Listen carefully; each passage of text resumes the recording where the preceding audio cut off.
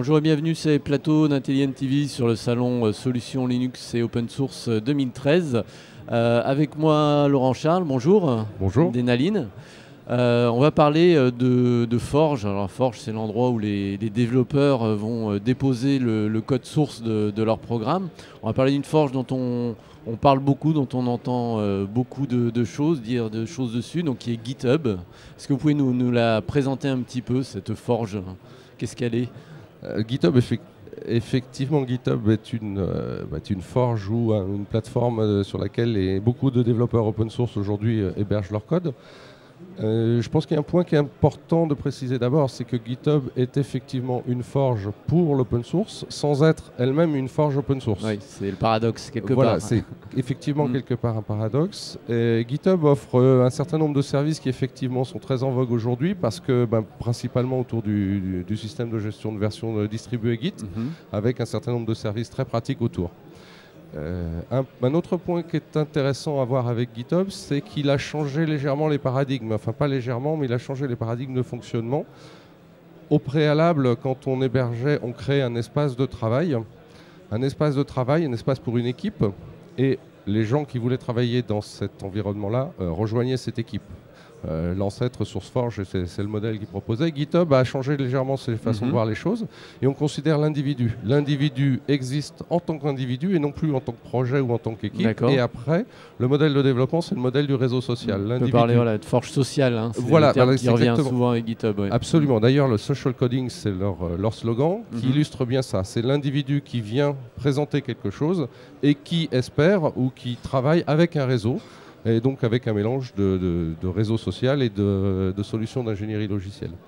Et ça, c'est quelque chose qui est relativement intéressant et qui cible assez bien aujourd'hui le développeur de logiciels libres hobbyiste, qui est individuel, qui fait ça pour son temps libre, pour son plaisir, l'étudiant, etc.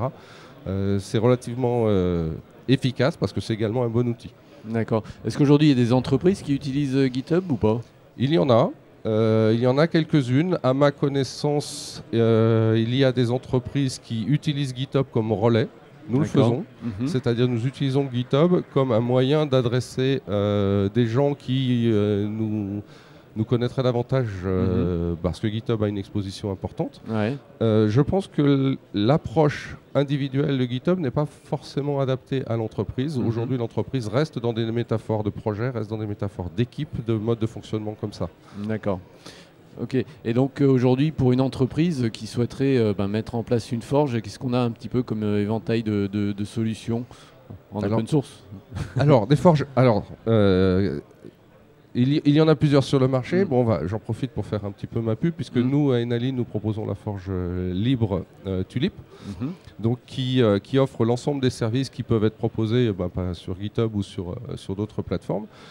Dans les forges libres aujourd'hui, sans forcément les citer, mais avec des pages Wikipédia, on en a en général une liste relativement importante. Des forges libres, réellement libres, 100% libres, il n'y en a pas tant que ça. D'accord. Et il y en a beaucoup qui intègrent des composants libres, comme peuvent l'être Git ou comme peuvent l'être d'autres outils de cette nature-là. D'accord.